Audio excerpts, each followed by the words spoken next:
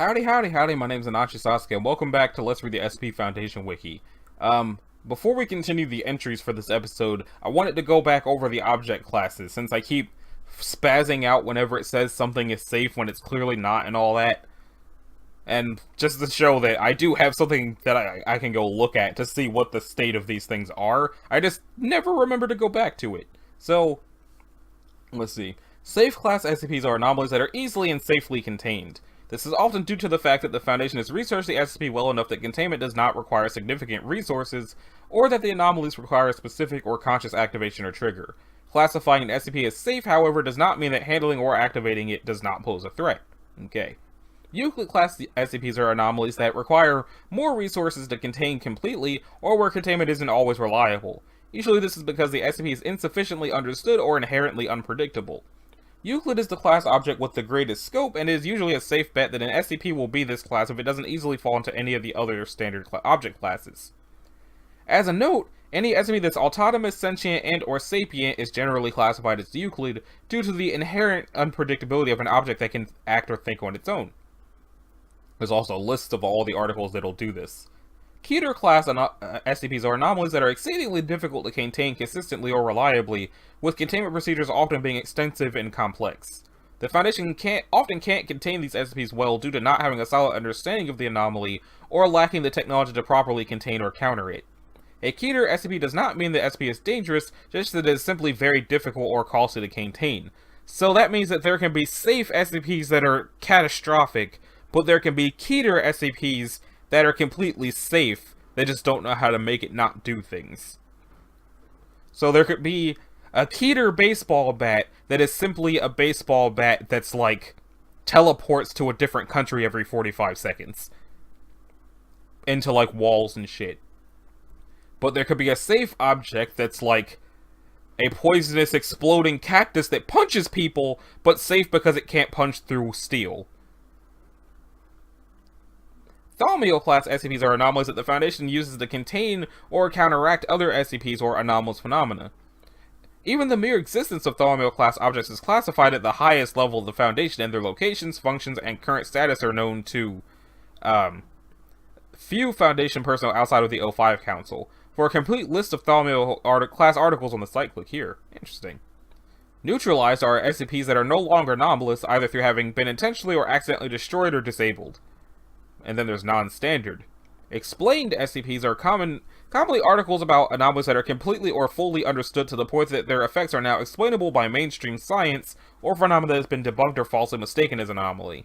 Esoteric or narrative classes are object classes that do not fall into any of the above sections. They're generally used only once and are created to further the narrative of a particular SCP. It is highly recommended that SCPs use one of the standard object classes listed here. While some authors choose to introduce exceptions to these rules, they are only very rarely done and need to justify their existence and placement. Many site members will downvote for non-standard object classes if used without merit. You can vote on things here? Huh. Decommissioned. They are an object class that was used by senior staff in the past to not only delete unwanted articles, but place them in a sort of wall of shame to serve as examples of what not to do. This object class is not used anymore. Decommissioning articles is not done anymore, partly because such heavy-handed edits by SCP staff are no longer allowed, and partly because decommissioning ended up backfiring. See the History of the Universe hub for more historical information, not hysterical, about decommissioned SCPs and their usage in the past. Let's see. What is the locked box test? Locked box test. It's an informal guideline used to determine the object's most appropriate object class. It goes like this. If you lock it in a box, leave it alone, and nothing bad will happen, then it's probably safe. If you lock it in a box, leave it alone, and you're not entirely sure what will happen, then it's probably Euclid. If you lock it in a box, leave it alone, and it easily escapes, then it's probably Keter. If it is the box, then it's probably Thaumiel. Interesting. Note that as a special consideration, something that is autonomous, alive, and or sapient is almost always at least Euclid class. That is, if you lock a living thing in a box and forget about it, it will eventually suffocate or starve to death, and that's not a good outcome. Something that is intelligent could also end up being smart enough to outwit its containment procedures and or stop cooperating with the Foundation's attempts to contain it, making it more dangerous than it otherwise might be. What if I find an SCP in the wrong class? The object classes are intentionally left vague as to not limit the author's creative freedom. A rigid, defined system of classes might hinder an author's ability to write the way that they will want to, as such multiple proposals to create a better defined systems in the past have been turned down by the SCP Wiki staff. If you find an SCP article that you find might be inappropriately classified, feel free to raise discussion on the topic and if an SCP is very dangerous, should its object class be higher? No, danger does not really affect an SCP's object class. As has been reiterated several times above this, an item's object class is more based on the difficulty of containment rather than the danger it otherwise poses. For example, a button that can destroy the entire universe when it's pressed would be safe, whereas a cat who randomly switches place with another cat anywhere on Earth would be considered Keter. Okay. I mean, that's kind of the exact example I made, except I, instead of using a button, used an angry exploding cactus that punches things and a baseball bat. But I was close. So it sounds like I have a better understanding of it now, even if it does seem outrageous when seeing the word safe on something that's clearly not. Anyway, we're going to be starting this episode with the macrovirus, and then making our way to the Forever Alone. And then after that, hopefully I'll never actually have to say that again, because that just feels like a weird thing to have to say. So, it's Euclid. All specimens of 371 are to be contained in ocean water tanks filled with at least 750 liters of water, approximately 200 gallon per specimen. Not gallons, gallon. At between 2 and 5 degrees Celsius. Walls may be constructed of any waterproof metal or plate glass, and at least 2 inches thick. Once every 30 days, a live animal weighing between 25 and 45 kilograms, preferably oceanic fish, although in emergencies any terrestrial vertebrate, including humans, with the head kept suspended above water will suffice, is to be deposited into the containment unit. Following the completion of the lytic cycle, after 10 days, several 371 specimens may be maintained, and all extra are to be strained out of the exocurrent water, dried, and incinerated.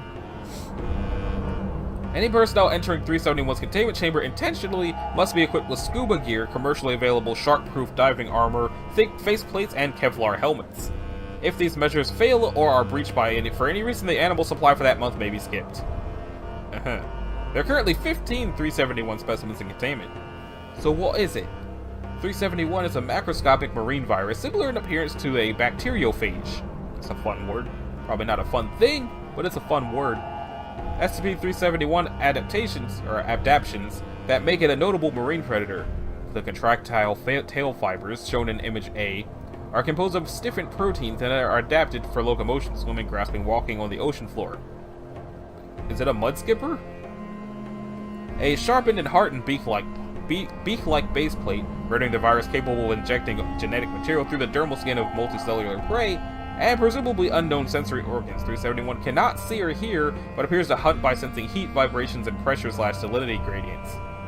Most notable is 371's encoding mechanism, which does not use the direct injection of DNA or RNA, but rather numerous microscopic DNA encoding packets, which enter host cells and use them to respawn the macroscopic organism inside the host. Stages of infection. At 0 hours, pierces the skin, injects genetic material into the host usually to the cranial or abdominal cavity, causing significant pain. 8 hours, bonding. Genetic packets begin normal transcription/translation process, bonding with the host RNA. 95 hours, synthesis, bonding. As the host cells replicate, they begin to encode extracellular proteins in the abdominal cavity, which form new 371 specimens over time, between 10 and 100, depending on host size. Specimen size also changes with host size. 240 hours, lysis, bursting. Once specimens have reached 20 centimeters in size, they exit the host body in a modified bursting pattern, causing severe trauma to the host and often resulting in serious bleeding, internal injuries, and death. Lysis 371 lysis only in water, and for terrestrial prey will postpone this stage until the host enters water again. For the rest of its life cycle, 371 hunts and apparently filters salts and sediments from ocean water in order to grow up to 2.5 meters in size. The virus's average life cycle is 60 days, although the oldest contained specimen is currently 109 days old. Addendum A. The initial specimens were found in the blank blank of the Caribbean Sea following the death of blank blank, who was attacked when diving with a partner who managed to capture film of 371 specimens clinging onto him, 2 on the head, 1 on the chest. The specimens lysed 10 days later when Mr. Blank was taking a bath. Foundation prepared explorational vehicles discovered and contained the initial specimens. Recently, a civilian research expedition to the Guayama's Basin Trench brought up footage of more specimens, and it's theorized that 371 is native to the Hadal areas of the ocean floor, including vent areas, surfacing when prey becomes scarce. Okay. Sorry about all the sniffling, I think it's the season change. Peripheral Jumper. Which is Euclid. Clearest known photograph, I guess it's that thing in the corner. 372 is to be contained in a cell 5 by 4 by 2 meters, lined with reinforced plexiglass. Embedded into each of the 4 walls of the cell will be one infrared motion detector. Feeding will take place once every 2 weeks. It consists of 1 kilogram of red meat and uncooked vegetables to be deposited in its cell via chute. All guards working near 372 cell must wear helmets with cameras mounted in the forehead, with live feeds to the nearest guard station. In the event of a containment breach, an alert will be sounded that all personnel should watch for any brief flickering movements in the corner of their eyes, and to report immediately if one is sighted. So, what is it? 372 is a creature of unknown genus, approximately 2 meters long from head to tail and weighing approximately 45 kilograms. It has a long, thin body with 8 pairs of narrow limbs. Ugh. Analysis has shown that its muscle fibers are redacted, allowing for extremely fast and precise movements. Every part of the body is abnormally flexible, and the limbs are coated with small fibers that cling to almost any surface. In place of eyes or ears, it has data expunged. This sensory organ is capable not only of echolocation, but also detecting energy transfers, such as the electrical impulses in the brains of nearby beings. Yeah. So it's some sort of long, spider-like creature that can sense brains. That's what we know so far. 372 has learned to time its movements to those pulses, predicting the movements of any being around it. It uses this technique to hide, either by hiding behind the head of the person looking for it, or by hiding in their scotomas, blind spots, and saccades, clipping during eye movement. 372 first came to the attention of the Foundation on blankety blank blank, when an undercover agent working at blank blank reported seeing a creature that resembled the described hallucinations of one of the patients, Mr. Blank Blank. After thorough investigation, 372 was captured by a redacted, and it was determined that it had, for unknown reasons, been tormenting the unfortunate patient. It had confused him by periodically following him and remaining within sight of him while hiding outside the visual fields of those around him, making him believe that he was hallucinating a monster no one else could see. Unfortunately, the patient had by this time actually become mentally unbalanced due to stress and data expunged. So, testing. 2 disposable dudes in an empty room that's 6 by 5 by 3 meters. Disposable 1 was instructed to stand in the middle of the room, disposable 2 in the corner. Both were to perform a visual search of the room. 372 was released into the testing room. After 5 minutes, armed personnel entered and ushered 372 back into its holding cell, and disposable 1 and 2 were debriefed. After 5 minutes, D1 reported no sighting, and D2 only detected a few brief flashes. 2 more disposable dudes, same room probably. Disposable 1 and 2 were instructed to stand in opposite corners and make a visual inspection of the room once 372 was released into the containment room. After 5 minutes, both of them had sighted it 15 times at the same time. It is believed that 372 was darting around in the spots where the blind spots in their vision overlapped, and occasionally had to break cover and dart into another one when the one area was no longer overlapping. 4 disposable dudes. Same room probably. They were instructed to stand in the 4 corners and watch. Approximately 1.5 seconds after it was introduced into the testing area, disposable 3 shrieked, spurting blood from a wound on his redacted that seemed to have spontaneously appeared. 1, 2, and 4 abandoned their stations and ran for the locked exit. 4 began pounding on the door before he was also injured, losing 1 blank, probably eye. D1 and 2 retreated into 1 corner, D curling up in the fetal position while 2 stood absolutely still. No activity was reported for the remainder of the 5-minute test. When the test was ended, 3 had expired, 4 required surgical blank, and 1 and 2 were not physically harmed. None of the surviving test subjects reported seeing 372 at any time. Notes: aside from what it did to that mental patient, this is the first time it's actively harmed a person. D3 didn't really have time to do anything that pissed it off either. Did it just get hungry? Addendum: anyone pranking nervous personnel by pretending to see 372 in front of them will be severely reprimanded. Possibly killed. I feel like I read this before when I was gearing up to play the SCP Containment Breach game, which went about as well as you'd think it would for my computer in a game that old. Next up is the Ghost Record, which is safe. Is this going to be like that record from the episode of Courage the Cowardly Dog where they listen to it and a ghost comes out, or is it going to be something more sinister than that? SCP-371 is to be kept in a containment locker at Site-38. Research into 373 and 373A iterations is to be carried out by authorized personnel. Grounds for immediate revocations of testing privileges include, but are not limited to, recent loss of loved ones, testing privileges suspended for 5 years, any history of abuse or inability to follow orders as per containment procedures for other SCPs, any past association with paranormal research or investigative groups, or any unusual or persistent interest in or obsession with 373, testing privileges revoked permanently. Note from head researcher blank. The potential implications of this device for both A entities and their former loved ones require a certain degree of composure with regards to its use. Quite frankly, we may be creating these beings rather than channeling them. Personnel unable to react responsibly with that degree of power are not to be allowed access. Note from head researcher. It used to say, testing suspended till further notice, see Addendum 3. Testing with disposable class personnel to be carried out as per Addendum 4.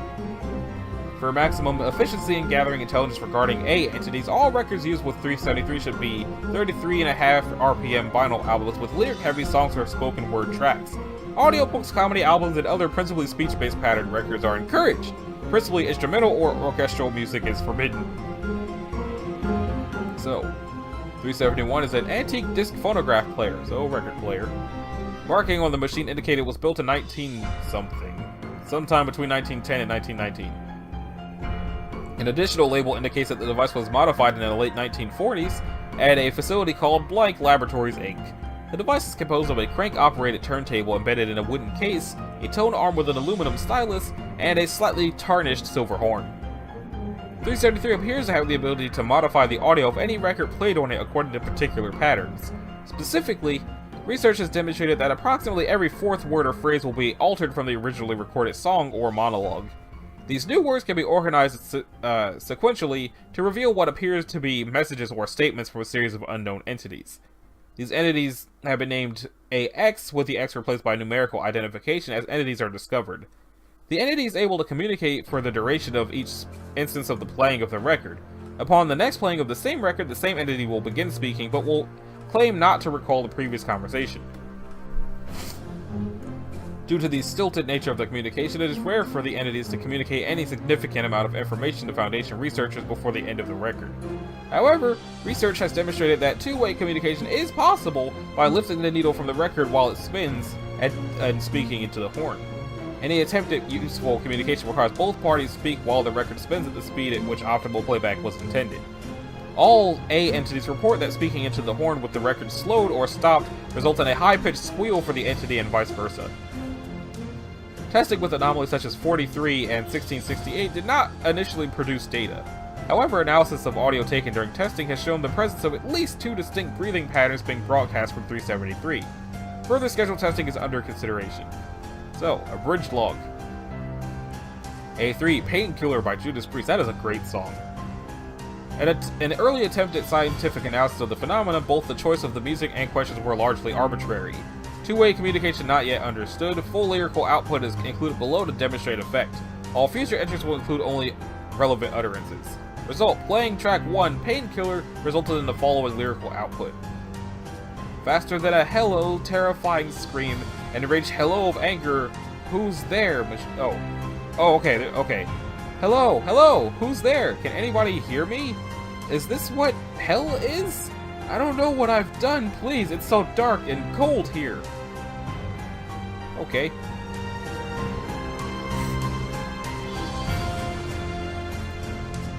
The first consistent and notable demonstration of a two-way communication potential. The following interview was carried out by researcher Kim with entity A3. Speaking as record begins, needle up. Hello, please try to stay calm. You've had an accident, we're working to save you. Can you tell us your name?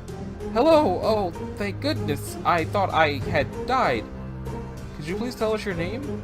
My name is Mary Turner. I had a dream. I thought they hanged. You're okay, Mary. Can you tell us what you see? All dark. No light. Just your voice. Please help. We're very close to getting you out. Just hold on tight. Can you tell me where you live and what day it is? Valdosta in Folsom County. Is my baby okay? It's fine, ma'am. Can you tell me what year it is? What you mean? It's 1918. The record ends, flipping the record results and the conversation beginning again as in all other tests. So, A24. Item N2? Is a vinyl record pressed by Site 38 for testing purposes, consisting of a rapid, though clearly audible reading of A Tale of Two Cities. The speed at which the book is read allows for approximately 720 words per minute, increasing the potential conversational ability of the ensuing A entity. The following is the interview between researcher Kim and A24. Hello, there's been an accident. We're trying to get you out, but we need you to remain calm. Can you tell us what the last thing is that you remember? Harry? Is that you? I'm sorry, I can't understand you. What's the last thing you were doing? Harry, it's me, Susan. The car skidded on the ice. Where are you? Kim appearing distressed. Wait, Susan? Susan, oh my god, Susan, are you here? Are you in here? Assistant Researcher Lucas. Harry, we can't tell... That's her, Joey! That's my wife in there! Sweetie, it's me! Oh god, you've been gone almost a year, but you're back now! Security, we need security in here! He's losing it! As has to restrain Researcher Kim. I'm gonna get you out of there! Just wait! So agents entered the room and dragged Researcher Kim out by force, knocking 373 to the ground in the process. Experiment ends. Damage repaired. Researcher Lucas' injuries were treated. Researchers Kim attack against Foundation agents attempting to restrain him led to his termination. Okay then. Addendum 2. 373 entities have been showing a greater tendency to present themselves as relatives or close friends of Foundation personnel in the last 2 months. This has begun to take place in spite of deliberate efforts to choose records at random. Statistical probability suggests it to be highly unlikely that we have been selecting these particular individuals without some influence on the part of 373. Requesting a halt to testing until a pattern can be discerned. Request approved, head researcher. Addendum 4. 4 different researchers have been caught over the last 3 weeks attempting to access 373 for personal purposes. In one instance, a researcher successfully began to use a record already believed to contain an 1A entity, at which point he was able to communicate with his deceased daughter. Present opinion among Site 38 Command is that 373 is deliberately manipulating its users into emotional distress. Additionally, given the disregard for security protocols being shown now by experienced Foundation researchers in the face of 373, we are forced to conclude that the object becomes increasingly determined to force individuals to use it as time passes between usage, much in the way predators become increasingly desperate as time passes after feeding. Suggesting that D-Class personnel be allowed to use 373 twice weekly in order to prevent further deterioration of conditions here. Request approved. Okie dokie. Now it's time for the oracular guillotine, which sounds really, really bad. I leaned away from the microphone a bit, but I said oracular guillotine. Well, it's safe, but it sounds like it cuts out eyes. 374 is to be stored in a disassembled state. The blade of 374 is to be stored separately from the rest of the apparatus and must be cleaned and polished with optical-grade polishing cloth and non-abrasive cleanser after each use. Due to their extreme age, all parts of the apparatus must be stored in climate-controlled facilities. The blade must be stored in a facility with Class 2 fire prevention system, and the frame must be stored in a facility with a Class 3 fire prevention system. Its properties are dependent on the conjunction of its original wooden frame and metal blade. These are to be preserved. Other parts of 374, screws, bolts, pull cord, may be replaced as necessary. Each expired instance of 374-1 is to be preserved in formaldehyde for 1 year, after which it is to be incinerated. Except in emergencies, only disposable dues are to be used to produce instances of 1.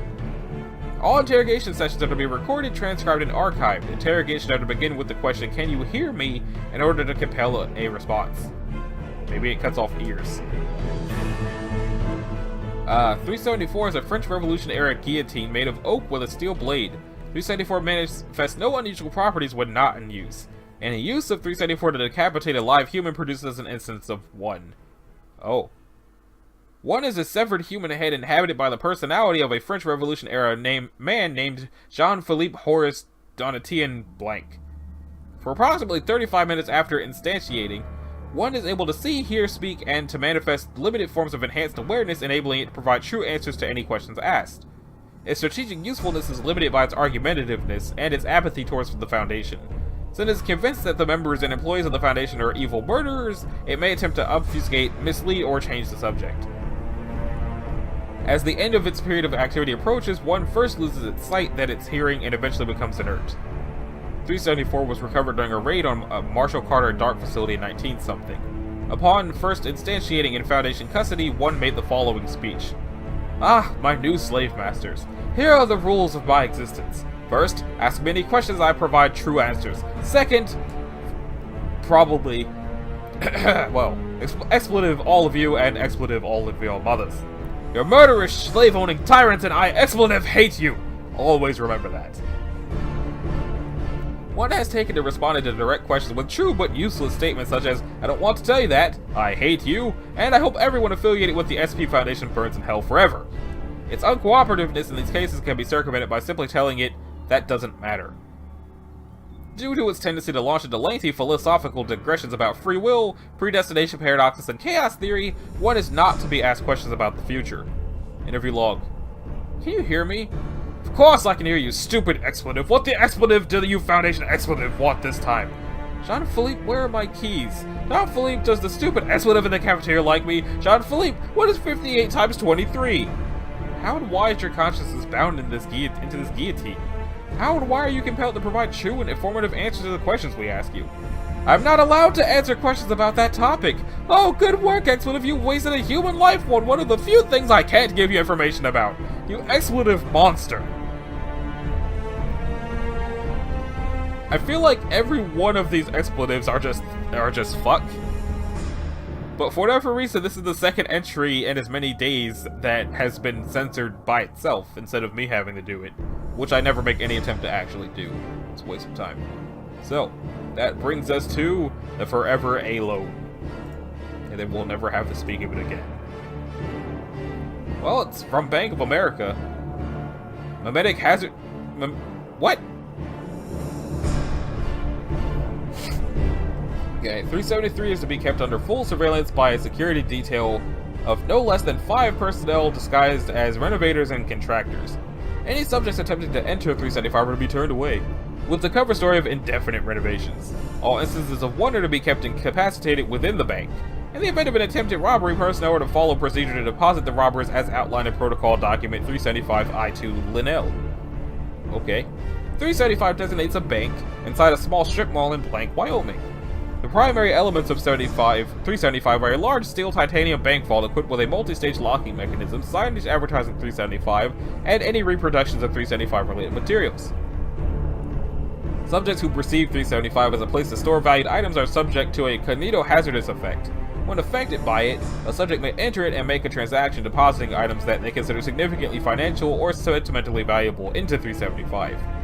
One designates 11 humanoid entities who claim to be employees of 375.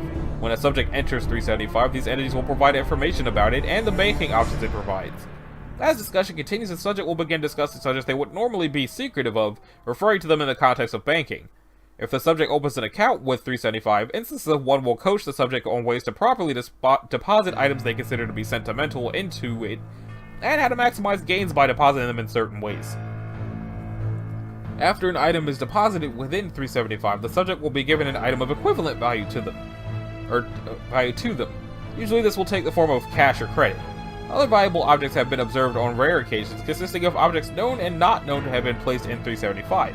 Objects have included deed to property from around the mall it is located in, brass piping, a winning lottery ticket circa 1997, a bucket containing a gallon of crude oil, the remains of an adult male subject dressed in clothing circa 1935, approximately 5,000 coins believed to have been created by SCP-1015, wedding bands, various film and Polaroid photographs. No digital photographs have been taken from 375. Subjects may bring knowledge of 375's existence to other family members and friends who will become subject to its effect. As more subjects open accounts with 375, the one instances may encourage them to deposit other family members and friends into 375, and offer investment opportunities with it based on these deposits. When it was recovered, it is estimated that over 30% of blank residents have been placed within 375. Once a subject has been exchanged, they will be stored in 375's vault. If they are withdrawn, they may have portions of their body replaced by pieces belonging to other subjects. This is referred to by 375 employees as compound interest. Occasionally, the subject will be replaced by a completely different one of similar appearance, usually when the subject has waited more than 4 years to withdraw them. 375 came by the Foundation attention after local economic fluctuations caused by its effect were noted by personnel embedded in the United States Treasury. Agents were dispatched to investigate and confirmed its anomalous properties. Interviews with subjects within the town revealed that 375 was the town's most prominent local bank, used almost universally. Documentation within the mall's financial records showed no records of rent payment or ownership of the specified lot. Examination of the surrounding structures suggests that the mall had been built around 375 itself. As a blank, it has been classified as Euclid. Incident A. On blank, a group of 5 armed men attempted robbery of 375's containment area. Containment personnel responded with complacence to the wishes of the aggressors and led the group to the vault. 375 produced one human child. The group expressed panic and fled the scene with the child. Analysis of the video footage shows that the child did not resemble any known to have entered 375 prior to initial containment, and appears to be wearing garb worn prior to the construction of the city it is located in. Additional research into 375's history is pending. Okay. I'm not sure why they decided to call it Forever Alone and make that meme reference. So whoever wrote this, I don't know why you decided to make that meme joke, but I don't know. I don't understand. In any case, that's it for this episode. This has been Anachi Sasuke. In the next episode, we're going to start with the traffic light tree and go to the biological networking device. If you liked it, a like and a subscribe will be groovy. If you didn't, you don't need to do either one of those things. And I will see y'all on the next one. Have a good weekend. Later.